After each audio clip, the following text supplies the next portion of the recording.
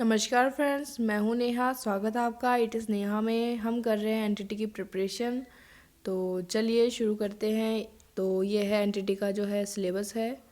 तो उसमें अपन ने क्या क्या कवर कर लिया है। तो बाल विकास का जो इम्पोर्टेंट जो टॉपिक्स है वो सारे कवर हो चुके हैं।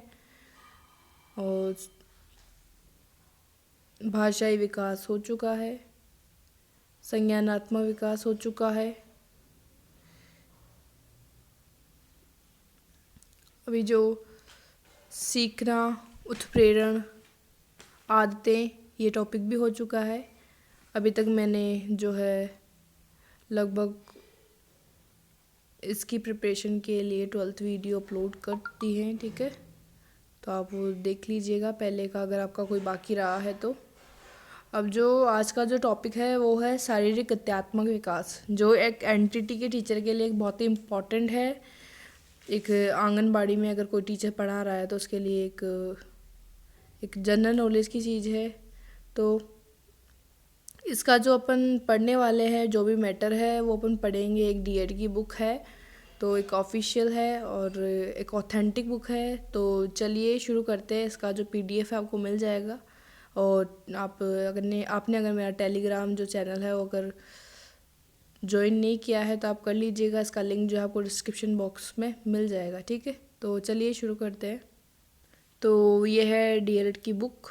तो इसका जो 3rd चैप्टर है वो आपको निकाल लेना है। तो इसमें जो ये वाला टॉपिक है शारीरिक और गत्यात्मक विकास, एग्जैक्ट वही लिखा हुआ है जो आपके जो सिलेबस में है। ठीक है, तो ये यहाँ से स्टार्ट है। शारीरिक और गत्यात्मक विकास, तो विकास के पहले जो शारीरिक और गत्यात्मक विकास है उसमें जो इंक्लूड है वो एक विकास के सिद्धांत ही है।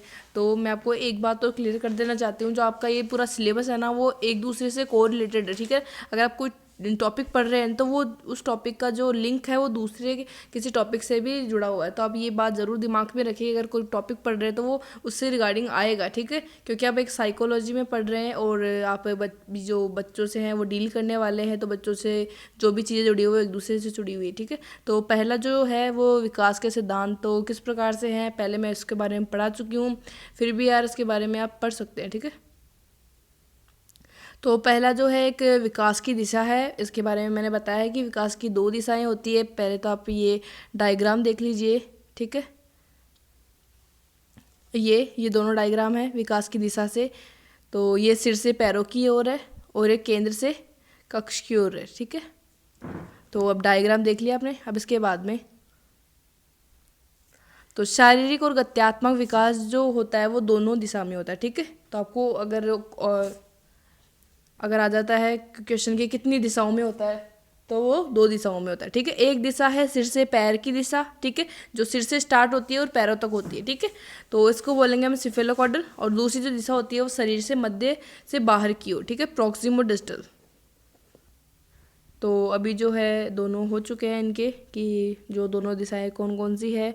तो अब है नेक्स्ट शारीरिक भार, ऊंचाई और नाक नक्शे में परिवर्तन क्रमशः ऊपर से नीचे की ओर होता है। उदाहरण के तौर पर गर्दन से कंधे की तरफ, धड़ की तरफ और अंततः टांगों वाले हिस्से में ये परिवर्तन होते हैं। ठीक है, यही पैटर्न सिर वाले हिस्से में भी दिखाई देता है। सिर के ऊपरी हिस्से जैसे आँखें और दिमाग निचले हिस्सों जैसे जबड़ों की तुलना में तेजी से बढ़ते हैं। ये सिद्धांत प्रसव पूर्व तथा प्रसव उपरांत जन्म के बाद विकास दोनों में लागू होता है। ठीक है, तो आप ये जो लाइन आई है यहाँ पे। ठीक है, प्रसव पूर्व तथा प्रसवों उपरांत जन्म के बाद और विकास दोनों में लागू होता है। ठीक है, तो इसमें आपको पूछ सकेंगे कि क्या ये प्रसव पूर्व भी होता है, तो ऑफ कोर्स होता है। ठीक है, नेक्स्ट है यह देखा गया है कि भ्रूण में सबसे पहले सिर का हिस्सा, उसके बाद धड़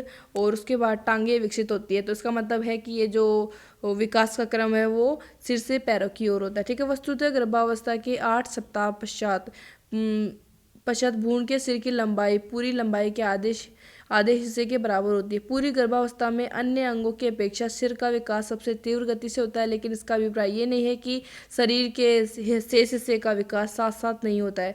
कहने का तात्पर्य यह है कि सिर अपेक्षाकृत अधिक तीव्र गति से विकसित होता है। ठीक है, अब नेक्स्ट है तो ये जो डायग्राम है इसके अकॉर्डिंग आप समझ सकते हैं, ठीक है। तो संरचना और प्रक्रियाओं में वृद्धि एवं विकास सर्वप्रथम सिर वाले हिस्से में होते हैं, इसके बाद धड़ में और अंततः टांगों वाले हिस्से में होता है। ये सिद्धांत प्रसव पूर्व तथा प्रसव उपरांत विकास दोनों में लागू होता है, ठीक है। विकास की दिशा के संदर्भ में ये बताना महत्वपूर्ण है कि जब शरीर का हिस्सा तीव्र गति से बढ़ रहा होता है तो उसके साथ शरीर के अन्य हिस्से भी विकसित होते हैं, परंतु उनके विकास की दर अपेक्षाकृत धीमी होती है। तो अगर आपको ये पूरा पढ़ना है तो आप अच्छे से पढ़ सकते हैं इसको, जो इम्पोर्टेंट था वो मैंने बता दिया है। अब है नेक्स्ट जो लाइन है वो यहाँ से है कि गत्यात्मक विकास भी सिर से पैर की दिशा में होता है। सिर वाले क्षेत्र की मांसपेशियों सबसे पहले नियंत्रित होती है, ठीक है। तो इसमें जो गत्यात्मक विकास है वो मांसपेशियों के नियंत्रण से रिलेटेड है, ठीक है। तो ये बढ़ने से रिलेटेड नहीं है कि कैसे विकास हो रहा है, तो ये गत्यात्मक विकास थोड़ा डिफरेंट है इससे, जिसके फलस्वरूप आंखों और चेहरे की गतिविधियाँ नियंत्रित होती है। तत्पश्चात गर्दन की मांसपेशियां नियंत्रित होती है और बाद में धड़ और बाजू के अंत में टांगों की मांसपेशियों पर नियंत्रण हो पाता है। इसी के परिणाम स्वरूप आपने देखा होगा कि शिशु धड़ पर नियंत्रण करने से पहले चीज़ों को देखना शुरू करता है, बैठ पाने की योग्यता अर्जित करने के पूर्व सिर को टिकाना सीखते हैं और चलना सीख पाने से बहुत पहले हाथों का उपयोग करना शुरू कर देते हैं, ठीक है। अब है नेक्स्ट शारीरिक और गत्यात्मक विकास की दूसरी दिशा है शरीर के अक्ष से बाहरी ओर, ठीक है। तो केंद्र से सिरों की ओर। इसमें विकास का क्रम शरीर के अंदर से बाहर की ओर होता है। चित्र 2 में जो दिया गया है ये केंद्रीय कक्ष की ओर, विकास की दिशा मध्य से बाहर की ओर, ठीक है। अब है जन्म पूर्व सिर, धड़, हृदय और उदर जो शरीर के मध्य में स्थित होते हैं वे पहले विकसित होते हैं। भ्रूण की टांगे व बाहें व टांगे अक्ष की ओर होती है। तो ये जो विकास किस प्रकार से होता है इसके बारे में समझाया गया है।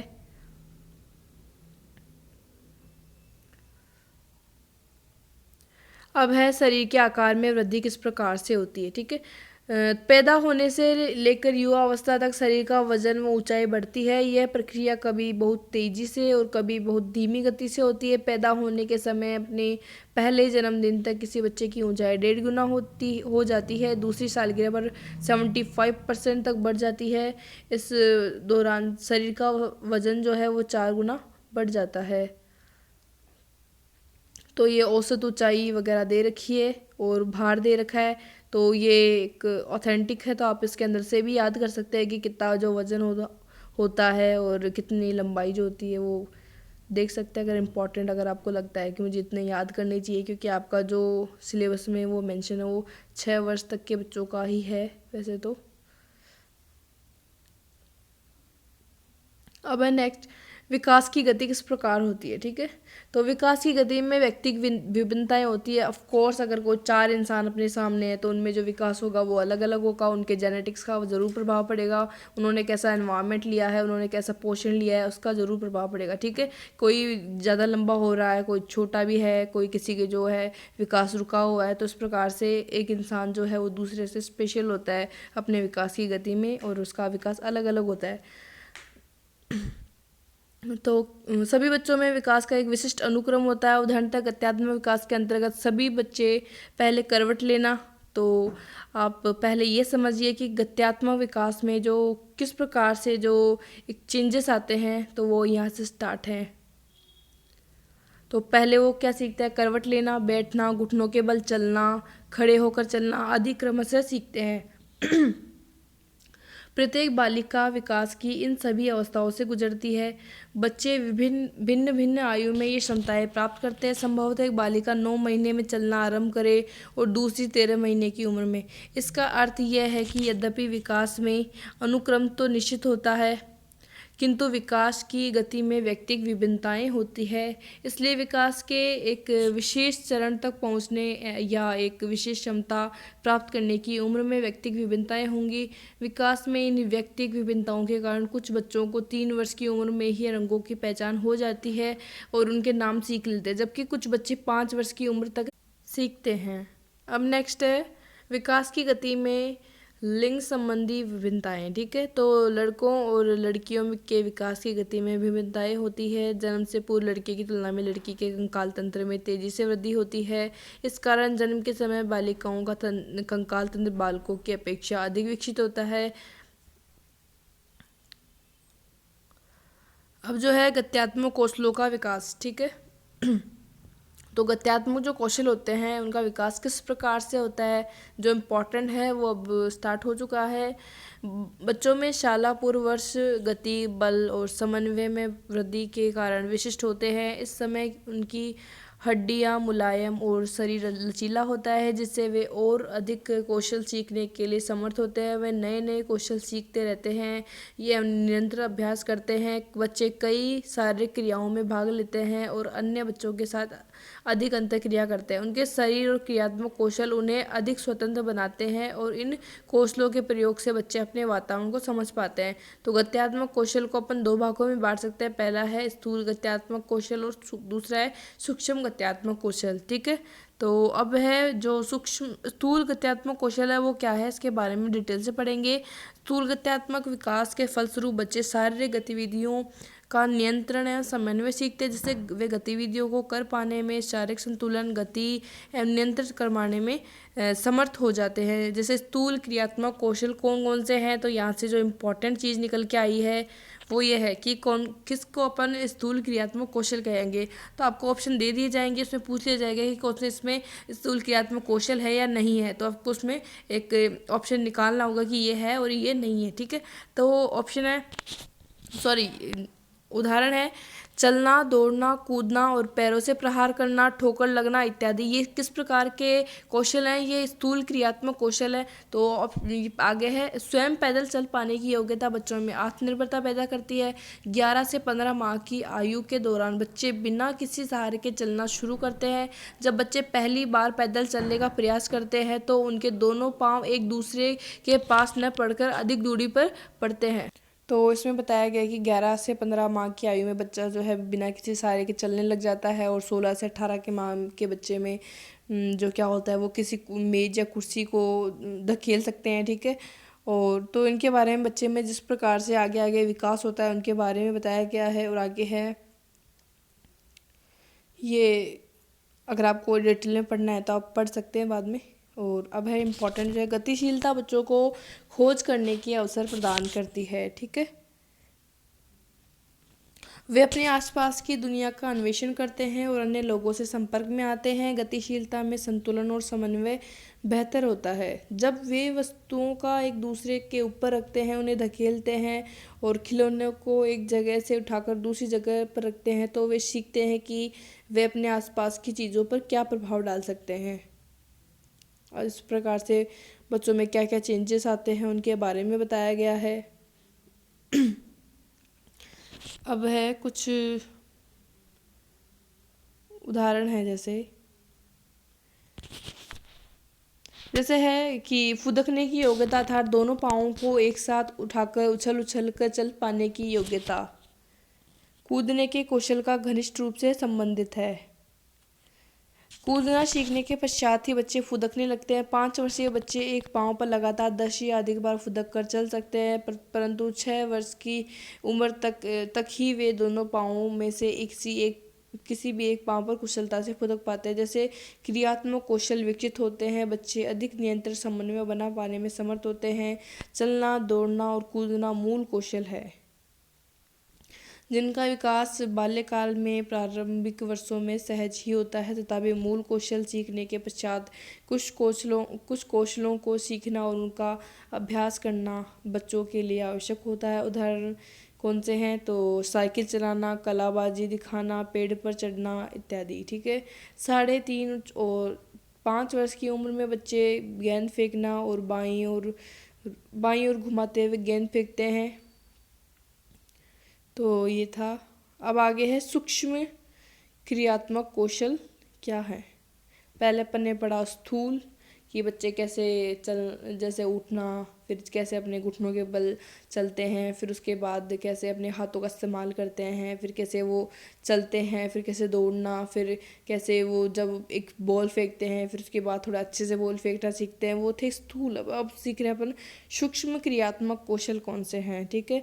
तो बालिका के संसार के बारे में सीखने के विभिन्न प्रयासों में वस्तुओं को उठाने, पकड़ने और जांच परख करने की क्रियाएं भी शामिल होती हैं। जैसे बालिका के हाथ और उंगलियों की क्रियाएं समन्वित और नियंत्रित होती हैं। वह वस्तुओं को संभालने और जोड़ तोड़ मरोड़ करने में निपुण हो जाती है। 13 से 36 माह की अवधि के दौरान बच्चे अपने हाथों का प्रयोग अधिक कुशलता से कर पाते हैं। अब छोटी छोटी वस्तुओं को बेहतर ढंग से उठा और पकड़ सकते हैं। परिणाम स्वरूप वे ऐसे कार्य कर सकते हैं जो कि पहले उनके लिए कठिन होते थे। तो अब जो पकड़ने का जो प्रोसेस है वो कब से स्टार्ट होता है? 15 माह के बच्चे वयस्कों की भांति अंगूठे और कनिष्ठिका अंगुली के प्रयोग से बच्चों की चीज़ों को पकड़ सकते हैं। कनिष्ठिका अंगुली, तो वो अपनी जो अंगुलियों का इस्तेमाल कैसे करते हैं, जैसे अंगुलियों का इस्तेमाल कहाँ कहाँ होता है उनके बारे में बताया गया है।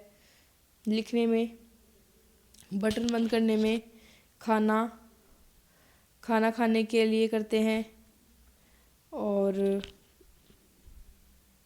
करते हैं। ये इस आयु के बच्चे जो है बच्चे बटन और कंकड़ या बीज जैसी छोटी वस्तुओं को सफलतापूर्वक उठा सकते हैं। बच्चों के पकड़ने के कौशल का विकास होने पर गुटकों को एक के ऊपर एक कर रखना, मजबूती से दोनों हाथों से एक गिलास को पकड़ना, स्वयं चम्मच से भोजन खाने की जिद करने का विकास होता है। 3 वर्ष के होने तक वे बिना गिराए जो खाना खा सकते हैं और पानी पी सकते हैं।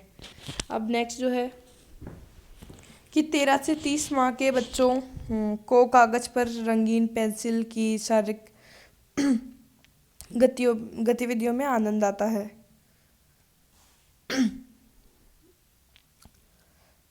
अब जो इम्पोर्टेंट जो स्थूल और इनमें जो डिफरेंस कैसे करेंगे, तो उसके लिए एक अच्छे से सारणी बनाई हुई है, तो आपको कहीं भी जो है कंफ्यूज होने की नीड है ही नहीं।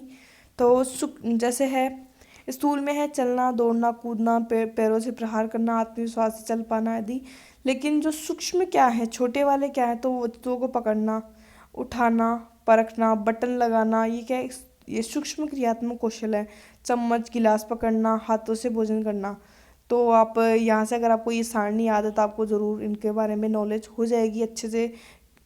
तो इनके बारे में जो क्वेश्चन आएगा वो सीधा सा ये भी आ सकता है कि वस्तुओं को पकड़ना कौन सा कौशल है, किस प्रकार का कौशल है, स्थूल है या सूक्ष्म है। तो इस प्रकार से आपको क्वेश्चन पूछ सकते हैं। तो आपको जो अगर पता होगा कि स्थूल और सूक्ष्म में क्या अंतर है तो आप इजीली आंसर कर पाएंगे। इतना कोई ज़्यादा डिफरेंस नहीं है। अगर आपको फिर भी अगर डिटेल में पढ़ना है तो आपके जो ये उदाहरण के साथ साथ दे रखे हैं तो आप पढ़ सकते हैं, आपको PDF मिल जाएगा। और अगर इसमें से पढ़ते हैं तो ये बहुत ही ऑथेंटिक सोर्स है, आपको ज़रूर इनमें से ही क्वेश्चन मिलेंगे अपनी जो एग्ज़ाम होने वाली है आपकी। अब जो नेक्स्ट है, तो अब जो है आपके जो वीडियो में ऊंचाई और भार के लिए स्पेशली बता रखा है, तो जो वो लिस्ट थी वो फिर से अपन देख लेते हैं। तो ये ऊंचाई और भार की एक ऑथेंटिक लिस्ट है। तो आप उसको जो तो आपको जो मिनिमम पूछा जाएगा वो 6 वर्ष तक का पूछा जाएगा, ठीक है। तो आपको जितनी याद होती है, जो आपको लगता है कि हाँ ये इम्पोर्टेंट है या फिर आपको याद हो सकती है, तो आप वहाँ से आप अपना जो है एक ट्रिक बना के भी याद कर सकते हैं। तो आप ये ज़रूर ध्यान में रखिएगा कि किस प्रकार से जो है ये लड़कियों की ऊंचाई जैसे 3 महीने में है तो कितनी रहेगी। तो ये 55 सेंटीमीटर है। और इसमें जो है जो भार वो कितना रहेगा, तो आप यहाँ तक एक बार एग्ज़ाम से पहले ज़रूर 1-2 बार देख के जाएं, ये 6 वर्ष तक। तो आप इसका स्क्रीनशॉट भी लेके रख सकते हैं ताकि आप बार बार देखते रहें, ठीक है। तो ये नेक्स्ट जो टॉपिक है, शारीरिक विकास के चरण में लैंगिक असमानता किस प्रकार से है। तो जैसे अभी वो जो अपन पढ़ रहे थे विकास में, तो उसमें आया था लैंगिक असमानता, फिर से देख लेते हैं।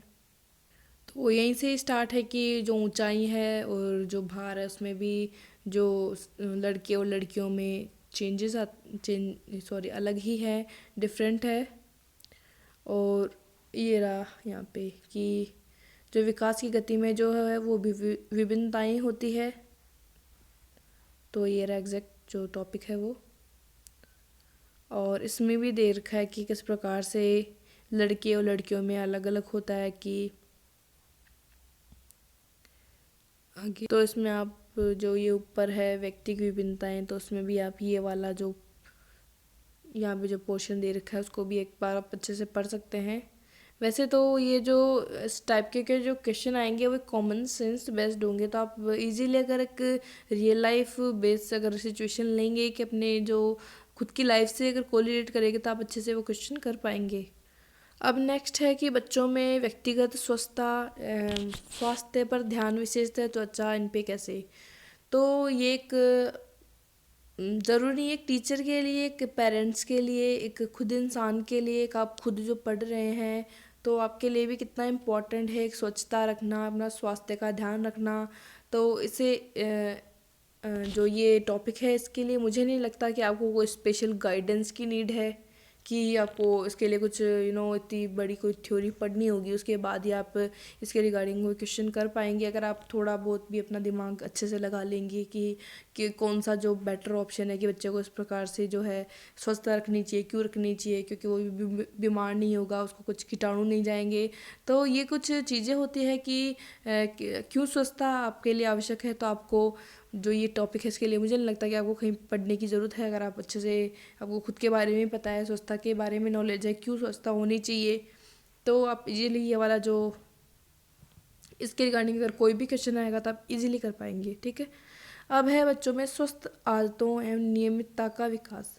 तो इसके लिए मैंने आदत का जो अभी इससे पहले जो लेटेस्ट वीडियो अपलोड किया है वो आदत और अभिरुचि के रिगार्डिंग ही था कि क्यों किसी बच्चे में आदतों का विकास करना चाहिए। तो मैं आपको यही समझा देती हूँ कि आदतें क्यों ज़रूरी है।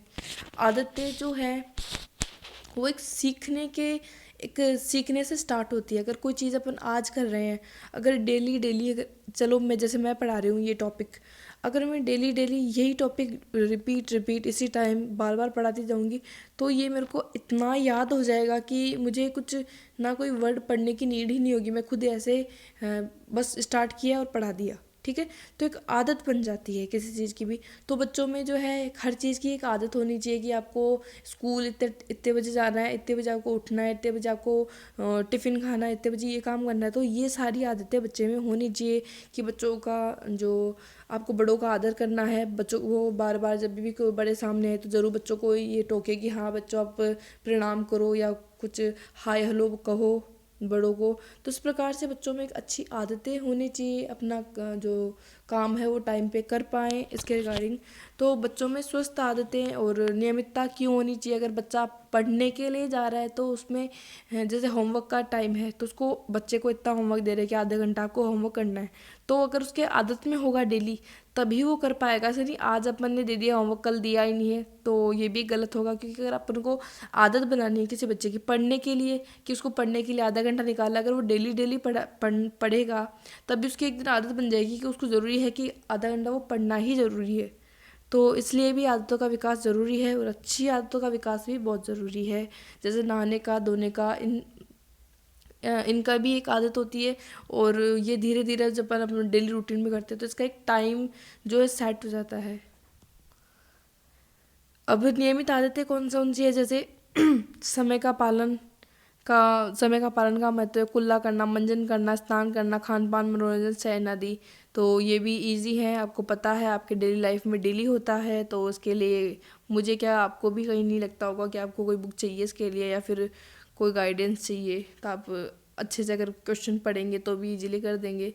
अब नेक्स्ट है गत्यात्मक कौशलों का विकास, जो अपन ने पढ़ा है कि कौन कौन से होते हैं, ये दे रखा है अगर आप देख रहे हैं तो अच्छे से, कि सूक्ष्म और स्थूल।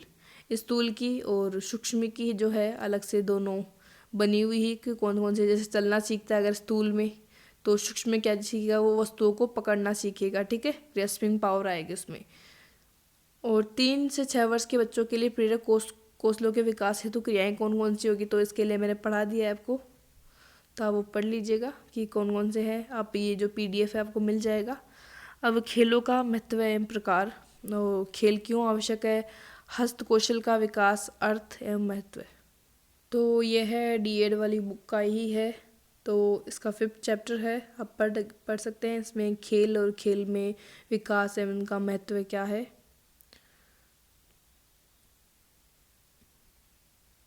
तो खेल क्या है, पहले खेल देखते हैं। खेल क्या है, बच्चा खेल क्यों खेलता है। सभी बच्चे खेलते हैं। यदि बच्चे मिलकर चुपचाप बैठे रहें तो कुछ भी ना करें तो क्या आपको आश्चर्य नहीं होगा अगर कोई बालिका अकेली भी हो तब वे कुछ न कुछ खेलने के लिए ढूंढ ही लेती है। केवल बच्चे ही नहीं तो वयस्क भी खेलते हैं। खेल से हमारा तात्पर्य है कि चलिए खेल का अर्थ समझने के लिए हम बच्चों की गतिविधियों खेलों की ओर ध्यान दें। जैसे तो अब उदाहरण दे रखा है, 3 वर्षीय अभिनव बगीचों में टहलते हुए पौधों में पानी देने वाली पाइप उठाता है। वह पाइप को जमीन से थोड़ा ऊपर उठाकर घास पर गिरते हुए पानी को ध्यान से देखता है। फिर वह पानी से अंतिम छोर को एकाग्र होकर देखता है और उसमें अंगुली डाल देता है। इससे पानी जो चारों ओर फुव्वारे की तरह गिरने लगता है। पाइप से निकलकर कुछ पानी उसके ऊपर और कुछ पौधों पर गिरता है। कुछ देर बाद अभिनव अपनी अंगुली बाहर निकालता है, फिर वापस पानी पाइप के मुंह में डाल देता है। अगले 10 मिनट तक वह इसी क्रिया को तल्लीन रहता है। तो इस प्रकार जो काम कर रहा है वो क्या कर रहा है, वो खेल रहा है। ठीक है। अब जो खेल की है क्या है, खेल की सबसे पहली विशेषता है कि खेल आमोद प्रमोद है। खेल में मज़ा आता है। कोई भी ऐसा कार्यकलाप जिससे बच्चों को आनंद होता है वह खेल है। तो ये आपको खेल की परिभाषा मिल गई होगी। ठीक है, आपने एक उदाहरण भी समझ लिया है। अब नेक्स्ट जो है, तो यह है विकास में खेल का क्या महत्व है। खेल संज्ञानात्मक विकास को आगे बढ़ाता है। आप जानते हैं कि बच्चे जिज्ञासु प्रवृत्ति के होते हैं। खेलते हुए बच्चों को वस्तुएं छूने, उसे ध्यान से देखने और आसपास के वातावरण की छानबीन करने का मौका मिलता है और उससे उन्हें अपने मन में उठते हुए अनेक प्रश्नों के उत्तर मिलते हैं। खेल क्रियाओं के माध्यम से वे आम घटनाओं के घटित होने के कारण भी समझने लगते हैं। ठीक है। तो अब है खोज का अर्थ है घटनाओं और वस्तुओं के बारे में स्वयं पता लगाना। आइए तो तथ्य को हम एक राधा के उदाहरण से समझेंगे। एक राधा है, एक 4 वर्षीय लड़की है राधा। तो खेल में मिट्टी के बर्तनों की विशेषताओं के बारे में उसने कैसे जाना। ठीक है, वो खेल खेल रही है। तो राधा है दीवार के सहारे खड़ी सीढ़ी पर खेल रही थी। खेलते हुए उसने पास से पड़ा एक मिट्टी का बर्तन देखा और उससे खेलने लगी। राधा उसमें मिट्टी भरती और फिर खाली कर देती है। कुछ समय बाद उसने बर्तन को सीढ़ी के आखिरी कदम पर रखने की कोशिश की। बर्तन गिरकर टूट गया। उसने टूटे हुए टुकड़े को थोड़ी देर तक देखा, फिर उसने एक टुकड़ा उठाया और दोबारा सीढ़ी पर रख दिया। वह टुकड़ा फिर गिर गया, उसके कई टुकड़े हो गए। राधा ने इसमें कुछ एक छोटे टुकड़े पर पुनः प्रयोग किया। इस प्रकार वह टुकड़ा गिरा और नहीं टूटा। राधा ने ये टुकड़ा उठाया और उसे थोड़ी देर ध्यान से देखा और फिर उसे फेंक कर अपने घर के अंदर चली गई। ठीक है। तो राधा ने कई बार टुकड़े को संतुलित करने की कोशिश की, उसे गिरते हुए देखा। उससे ये स्पष्ट होता है कि उसकी जिज्ञासा जागृत हो गई कि शायद उसके मस्तिष्क में ये सवाल उठे होंगे, क्या वह टुकड़ा भी गिरेगा, अगर गिरा तो क्या वह टूट जाएगा। और इसलिए उसने एक टुकड़े को बार बार सीढ़ी पर स्थिर रखने की कोशिश की। जब तीसरी बार टुकड़ा नहीं टूटा तब वह उतनी ही उत्सुक थी। शायद अपने ही ढंग से वह यह समझ गई थी कि बहुत छोटा टुकड़ा नहीं टूटता है। तो इस प्रकार से उसने एक खेल खेला। उसमें जो बड़ा जो टुकड़ा होता है वो टूट जाता है, छोटा उससे थोड़ा सा छोटा वो भी टूट जाता है। तो लेकिन जो छोटा टुकड़ा होता है वो गिरता है तो जल्दी से नहीं टूटता है। तो उसको एक संज्ञान हो गया है कि जो छोटा टुकड़ा है वो जल्दी से नहीं टूटेगा।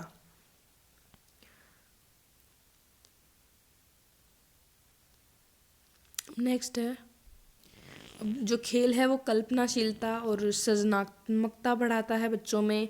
तो जैसे उदाहरण है, खेल बालिका गुड़िया की माँ।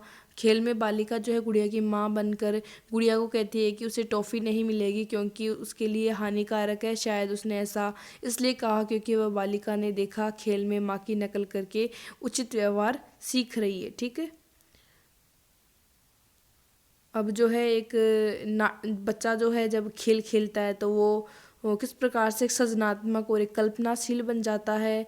तो एक दूसरा एक उदाहरण या फिर एक्सप्लेनेशन कहेंगे इसको। जैसे नाटक करना बच्चों के खेल का एक अभिन्न हिस्सा है। खेल में बालिका वास्तविकता से कट और बहुत कुछ सृजनात्मक करती है। एक टूटी प्लेट 3 वर्षीय बालिका के लिए टेबल बन जाती है और एक 10 वर्षीय बालिका के लिए अंतरिक्षयान।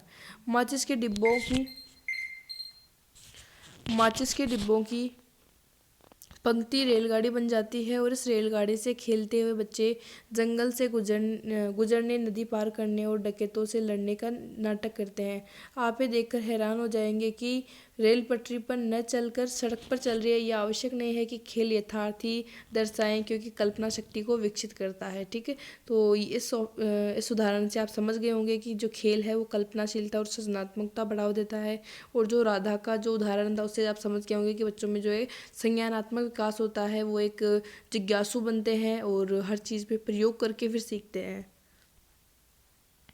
अब नेक्स्ट है बच्चों, जो खेल जो है उसमें बच्चों से में एक शारीरिक और क्रियात्मक विकास को बढ़ावा देता है। तो शारीरिक और क्रियात्मक कौशलों का विकास अभ्यास करने पर निर्भर करता है। खेल ऐसी क्रिया है जो बच्चों को अभ्यास के पर्याप्त अवसर प्रदान करती है।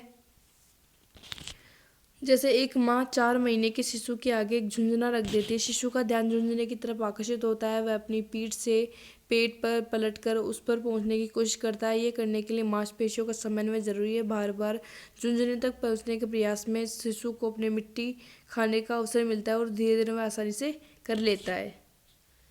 तो ये भी कोई इतना हार्ड नहीं है। नेक्स्ट है खेल से बच्चों में भाषाई विकास भी होता है। तो ये किस प्रकार से होगा, जैसे जब बालिका करीब 9 महीने की होती है तो वह गा गा गा बे या मैं या जैसे कई स्वर निकालती है। इनमें से कुछ वयस्कों की भाषा से शुरुआत होती है। अंतःक्रिया के दौरान बालक विभिन्न ध्वनियों के बीच बोलना सीखती है। वह क्षमता से उसके बाद में अब्बा अम्मा जैसे शब्दों में भेद करने में मदद करती है। और नेक्स्ट है खेल द्वारा बच्चों में सामाजिक होना सीखते हैं। एक बच्चा जो है अगर खेल खेलेगा तो वो एक अपने आसपास के बच्चों के साथ ही खेलेगा। ठीक है, वो उसका भी एक सामाजिक प्राणी है। तो जो दूसरे बच्चों के साथ खेलेगा, अगर कोई बड़े बच्चे हैं तो वो बड़े बच्चों की भाषा सीखेगा या बड़ों बच्चों से कुछ सीखेगा। अगर किसी बच्चे को ज़्यादा आता है तो उससे वो जो खेल के नियम है वो सीखेगा। अगर बड़ा बच्चा है तो वो छोटे बच्चों को कुछ नियम भी सिखाएगा। कोई नए आने वाले बच्चों को किस प्रकार से खेलना है, उस प्रकार से जो है बच्चे सामाजिक बनते जाते हैं। जैसे जब माँ शिशु को नहलाती है, कपड़े पहनाती है, सुलाती है और उसकी अन्य सभी आवश्यकताओं का ध्यान रखती है, तो इन अंतर क्रियाओं के दौरान बालिका माँ को पहचानने लगती है। माँ से लगाव भी बढ़ता है। आप जानते हैं कि ये शिशु का पहला सामाजिक संबंध है जिसका उसके भावी संबंधों पर गहरा प्रभाव पड़ता है। और नेक्स्ट है खेल जो है उसका भावनात्मक विकास में सहायक होता है। ठीक है, खेल में अगर उनको जो खुशी मिलती है तो वो क्या है, खुश होते हैं कि हाँ उनको एक्साइटमेंट हो रहा है, मज़े आ रहे हैं उनको खेलने के। तो इसमें जो है बच्चों को एक भावनात्मक विकास भी होता है, उनमें जोश भी आता है। ठीक है, और कई बार जो हार जाते हैं तो उनको दुख भी होता है। तो बच्चों में जो है भावनात्मक विकास भी होता है। तो उसके लिए योगा अगर आप पढ़ना चाहें तो आप पढ़ सकते हैं। वैसे भावनात्मक विकास आप समझ ही जाएंगे क्योंकि कितना कोई हार्ड नहीं है, कोई हार्ड लैंग्वेज नहीं है। खेलों के प्रकार हैं ये, तो ये आपके लिए इम्पोर्टेंट नहीं है। तो अभी तक हो चुके हैं आपके खेलों के महत्व एवं प्रकार। और अभी जो है नेक्स्ट हस्त कौशल। तो हस्त कौशल से अपन जो अर्थ निकालेंगे वो ये है कि बच्चों में हस्त कौशल कि हाथों का काम, कि हाथों से कुशलता क्यों आवश्यक है। जैसे बच्चों को अपने बाल खुद बनाने हैं, ठीक है, बालों में अपना तेल खुद डालना है, अपने कपड़े खुद पहनने हैं, ठीक है, अपने शूज़ खुद पहनने, अपने मोजे खुद पहनने हैं, ठीक है, अपना बैग खुद तैयार करना है। तो ये क्या है, एक हाथों से काम करेगा, पैरों से तो करेगा नहीं जल्दी से। तो इस प्रकार के जो बच्चे में है वो एक हस्त कौशल होने चाहिए। ठीक है, जैसे कि और वो क्यों उसका महत्व है हस्त कौशल का, वो इसलिए महत्व है कि ताकि बच्चा जो आत्मनिर्भर बन सके, ठीक, अपने खुद से वो सारे काम कर सके, दूसरों पे निर्भर नहीं हो, वो एक अच्छा व्यक्तित्व बने उसका। इसलिए इसका जो हस्त कौशल का विकास बहुत ज़रूरी है, ताकि बच्चे का विकास जो है वो एक पूर्ण रूप से होता रहे। ऐसा ही नहीं कि बच्चा जो है उसकी हाइट भी ठीक हो गई, उसका ब्रेन भी ठीक चल रहा है, लेकिन उसको जो है जो काम ठीक से करना नहीं आ रहा है, ठीक है। उसको जब अपन को चीज़ सिखाते हैं तभी किसी बच्चे को आती है। ऐसे नहीं कि अगर सिखाएंगे ही नहीं तो वो नहीं आएगी। अगर किसी बच्चे को ढंग से जूता पहनने या कैसे उस जूते में लेस डालनी है ये नहीं सिखाएंगे तो उसको कभी नहीं आएगी, ठीक है। तो कोई भी चीज़ है वो सिखाएंगे तो हस्त कौशल में जो है विकास बहुत ज़रूरी है। जैसे अपन को सुई में धागा डालना है तो उसके लिए भी एक हस्त कौशल होता है कि कैसे जो है वो धागे को किस प्रकार से करके अपन को सुई में धागा डालना है। उसी प्रकार से ये सारे सारे हर चीज़ जो अपन हाथों से करते हैं वो एक हस्त कौशल से ही रिलेटेड है। अपना जो है मोस्ट ऑफ काम हाथों से ही करते हैं। तो हस्त कौशल का विकास अगर अच्छा सा अगर बच्चे के शुरुआती दिनों में ही हो जाएगा तो उसको बाद में जो है वो प्रॉब्लम नहीं क्रिएट होगी, ठीक है। तो हस्त कौशल का जो विकास है, महत्व है, क्यों है, ये मैंने बता दिया है। अब नेक्स्ट है कि आंगनबाड़ी के कक्षा कक्ष की स्वच्छता। तो अगर इसको स्वच्छता को रखना है तो अपन एक डस्टबिन रखेंगे क्लास के अंदर। बच्चों में जो सबसे पहले खुद टीचर जो है वो डस्टबिन का यूज़ करेंगे। कुछ भी अगर कोई कचरा आता तो वह सबसे पहले वो डालेंगे ताकि जो बच्चे हैं वो उनको कॉपी करके या फिर उनको देख के सीखें, इमिटेट करें उनको भी, भाई मैम अगर ऐसा कर रही है, सर ऐसा कर रहे हैं तो हमें भी ऐसा करना है। तो उस प्रकार से अपन स्वच्छता बना सकते हैं। और शुद्ध पेयजल की व्यवस्था तो किस प्रकार से करेंगे, तो वो तो है ही एक मेन चीज़। अगर शुद्ध नहीं आ रहा है तो अपन को किस प्रकार से बॉयल पानी का यूज़ करना है या फिर पानी में फिटकरी डालनी है, लाल दवा का इस्तेमाल करके पानी का इस्तेमाल करना है। और जल संग्रहण के लिए जो है कि अपन जो है कि टाका बनवा सकते हैं और ऊपर से जो है जो छत का पानी आ रहा है उसको जो स्टोर कर सकते हैं बरसात के दिनों में। और शुद्ध करने के लिए तो अपन फिटकरी का उपयोग कर सकते हैं जल को, और गर्म करके भी कर सकते हैं। तो मेरे जब तक जहाँ तक मैंने पढ़ा है और जहाँ तक मुझे पता है कि अभी तक जो है इसका जो कंप्लीट हो गया है ये वाला टॉपिक। अगर आपको फिर भी लगता है कुछ कम है तो आप जो मैं पीडीएफ प्रोवाइड करवाऊँगी तो आप अच्छे से एक बार और रीडिंग लगा लीजिएगा। जो इम्पोर्टेंट था वो मैंने बता दिया है और जो समझने की चीज़ थी वो मैंने समझा दी है। तो आपको जो इसका पीडीएफ हो वो डिस्क्रिप्शन बॉक्स में मिल जाएगा। तो कैसा लगा ये वीडियो मुझे ज़रूर बताएं, कमेंट करके लाइक करें, शेयर करें एंड सब्सक्राइब करें। आपको ऐसे अगर आपकी तैयारी जो है बेहतर बनानी है, बेहतर सोर्सेज से पढ़ना है तो। और ज़रूर बताएं कि कैसा लगा ये वीडियो, और कमेंट करके ज़रूर मुझे अपना जो है व्यूज़ बताएं कि आपका जो एक्सपीरियंस है वो कैसा रहा। और बने रहिए मेरे साथ एनडीटी की प्रिपरेशन करने के लिए। So thank you.